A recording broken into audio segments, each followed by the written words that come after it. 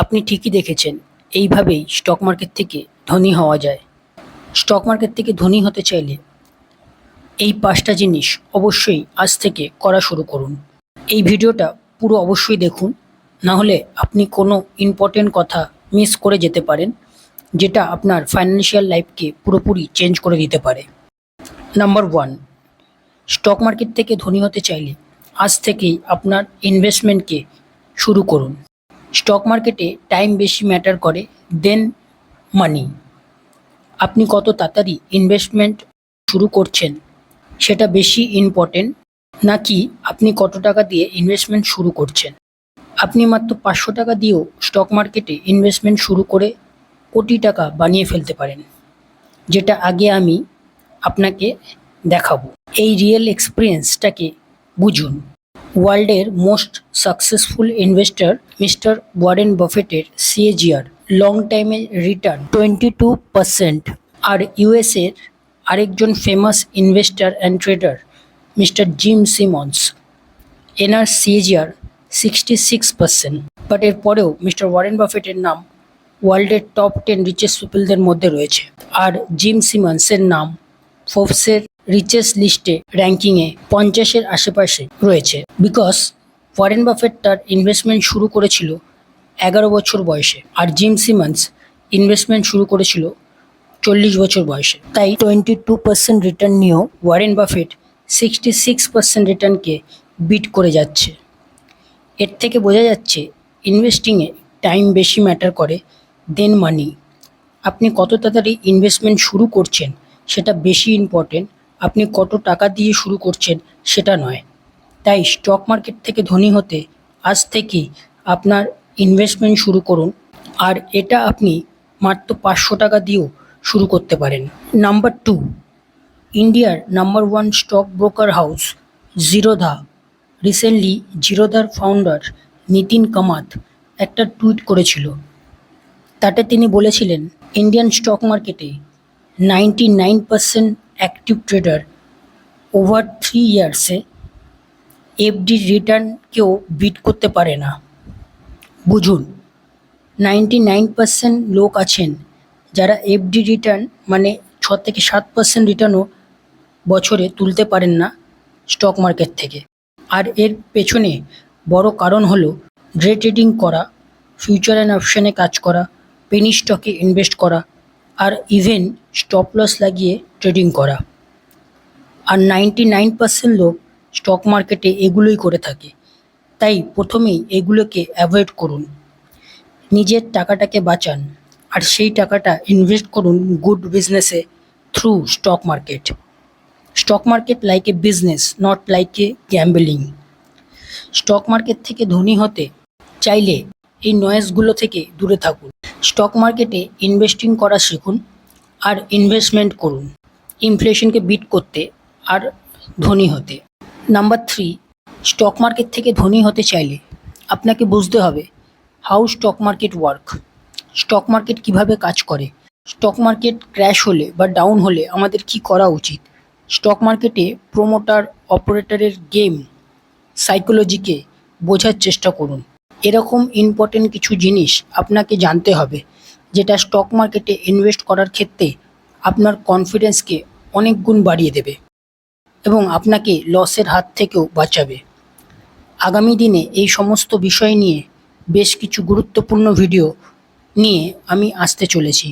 তাই যদি আপনি স্টক মার্কেটে ইনভেস্টিং নিয়ে সিরিয়াস হন, আপনার ফাইন্যান্সিয়াল লাইফকে নিয়ে সিরিয়াস হন, তাহলে চ্যানেলটাকে সাবস্ক্রাইব করে বেল আইকনটা প্রেস করে দেবেন, যাতে করে স্টক মার্কেটের এই সিরিজের ভিডিওগুলো আপনি সময় মতো দেখতে পারেন।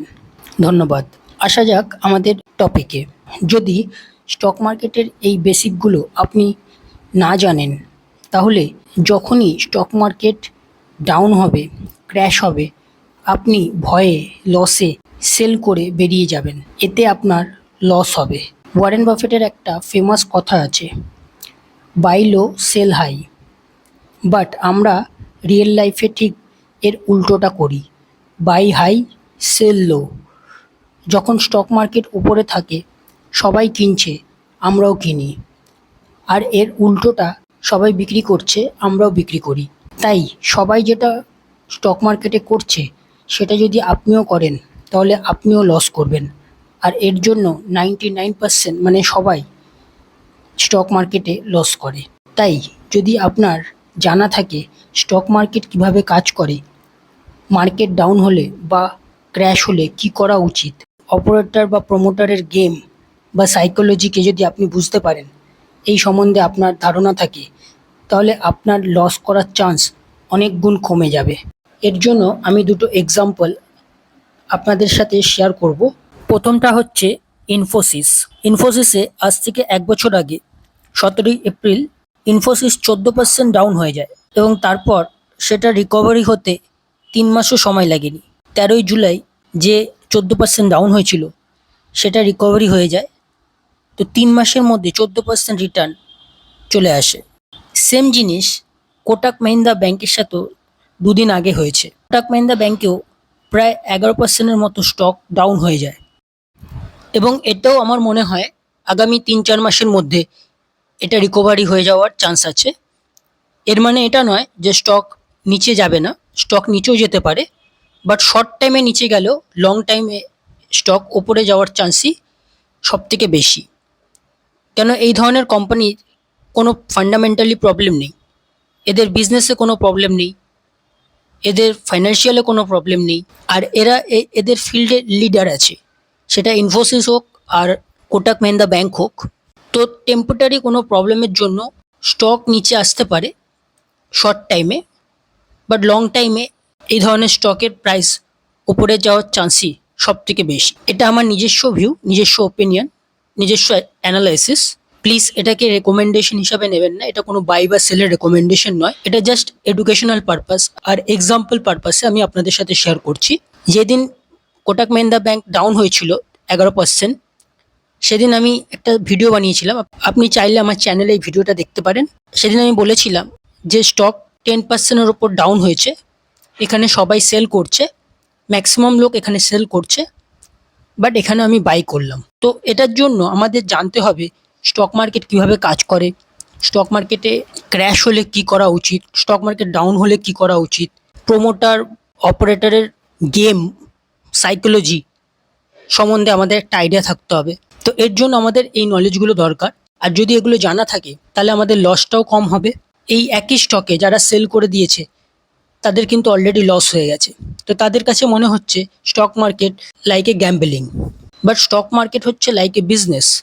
যদি আপনি বিজনেসটা বুঝতে পারেন যে এই বিজনেসটা ভালো বিজনেস, এটার ফিউচার আছে, তো এটা টেম্পোরারি প্রবলেম, এর ফাইন্যান্সিয়াল ভালো আছে, তো অটোমেটিক্যালি আপনি কিন্তু ভয়ে সেল করবেন না, আপনি আরও অ্যাভারেজ করবেন হয়তো। কেননা শর্ট টাইমে স্টক নিচে আসতে পারে, আমাদের বাই করার পর স্টক আরও নিচে আসতে পারে, কিন্তু ফাইনালি লং টাইমে কিন্তু এই ধরনের কোম্পানির ফান্ডামেন্টালি স্ট্রং, এই ধরনের কোম্পানি স্টক প্রাইস ওপরেই যায়।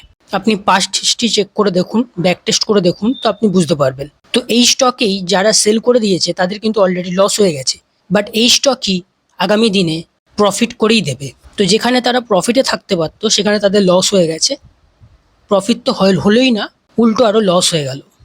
তো তাদের কাছে কিন্তু এটা স্টক মার্কেটটা গ্যাম্বলিং হিসাবেই মনে হবে এবং তাদের মনে হবে স্টক মার্কেটে লস হয়ে যায়, স্টক মার্কেটে আমাদের জন্য নয়।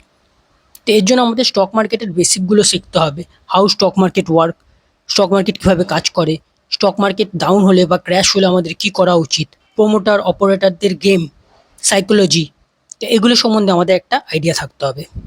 তো তার জন্য আমাদের স্টক মার্কেটের এই বেসিকগুলো জানতে হবে, তাহলে আমরা লস থেকেও বাঁচবো এবং ফিউচারে আমরা এর থেকে একটা ভালো ওয়েলথ ক্রিয়েট করতে পারবো। তাহলে স্টক মার্কেট থেকে ধনী হতে গেলে কেন আমাদের এই জিনিসগুলো জানা উচিত, আশা করি আমি আপনাদের বোঝাতে পেরেছি। আর আগামী দিনে আমি এই সমস্ত বিষয়ের ওপর বেশ কিছু ইম্পর্টেন্ট ভিডিও নিয়ে আসতে চলেছি। যদি আপনি স্টক মার্কেটে ইনভেস্টিং নিয়ে ইন্টারেস্ট হন, ফাইন্যান্সিয়াল নিয়ে ইন্টারেস্ট হন, তাহলে চ্যানেলটাকে সাবস্ক্রাইব করে বেল আইকনটাকে প্রেস করে রাখবেন, যাতে করে এই ভিডিওগুলো দেওয়ার সাথে সাথেই আপনি সেগুলো দেখতে পারেন, আপনার এই ভিডিওগুলো মিস না হয়ে যায়। Thank you. Number 4, power of compounding. Power of কম্পাউন্ডিংয়ের পাওয়ার, এই একটা জিনিস বুঝে নিলে আপনি স্টক মার্কেট থেকে সামান্য টাকা ইনভেস্ট করেও অনেক টাকা বানিয়ে ফেলতে পারবেন।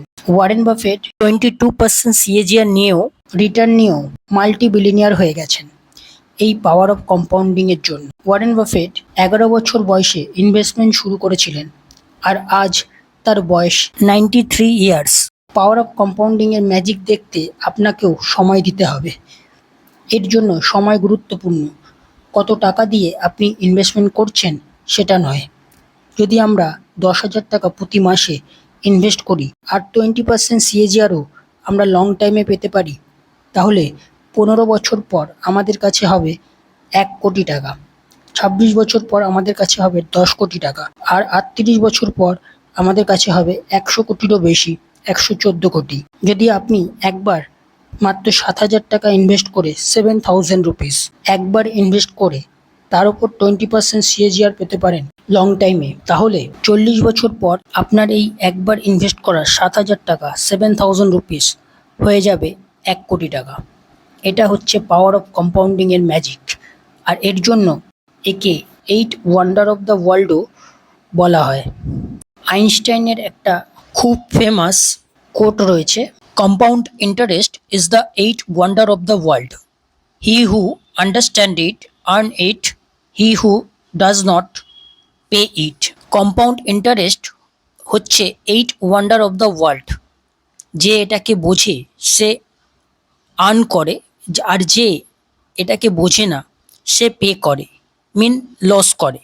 তাই ধনী হতে পাওয়ার অফ কম্পাউন্ডিংকে বুঝুন আর আজ থেকেই আপনার ইনভেস্টিং জার্নিকে শুরু করুন। Day trading, future and option, Penney স্টকে ইনভেস্ট করা থেকে নিজেকে দূরে রাখুন। মনে রাখবেন, স্টক মার্কেট T20 বা ওয়ানডে নয়, এটা লাইক এ টেস্ট ম্যাচ। এখানে টিকে থাকাই সব থেকে বড় কথা। যদি আপনি লং টাইমে টিকে থাকেন তাহলে লং টাইমে খুব সামান্য একটা সিএজিআর নিয়েও আপনি পাওয়ার অফ কম্পাউন্ডিংয়ের থ্রুতে অনেক বড় পয়সা বানাতে পারবেন, যেটা আমাদের ধারণারও বাইরে। অ্যান্ড নাম্বার 5, নেক্সট কোশ্চেন আমাদের মাথায় এটা আসতে পারে যে আমরা তো সব বুঝলাম, বাট ইন্ডিয়ান স্টক মার্কেটে ওভার 5,000 কোম্পানি লিস্টিং আছে, তো এর থেকে যে গ্রেট বিজনেসগুলো তাদেরকে কিভাবে খুঁজবো, কিভাবে ফাইন্ড আউট করব, এবং তাতে কিভাবে টাকা ইনভেস্ট করব, কখন বাই করব, কখন সেল করব, যাতে করে আমাদের রিস্কও অনেক কমে যাবে আর লং টাইমে আমরা ধনীও হয়ে যেতে পারবো ইনফ্লেশনকে বিট করে।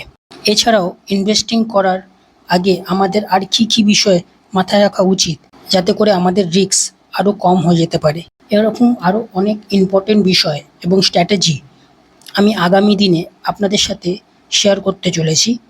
তাই যদি এই ভিডিওটা ভালো লাগে আর আপনি স্টক মার্কেটে ইনভেস্টিংয়ের মাধ্যমে ধনী হতে চান, তাহলে অবশ্যই এই চ্যানেলটা সাবস্ক্রাইব করে বেল আইকনটা প্রেস করে রাখুন। ভালো থাকবেন, সুস্থ থাকবেন। দেখা হচ্ছে খুব তাড়াতাড়ি নেক্সট ভিডিওতে। থ্যাংক ইউ, ধন্যবাদ।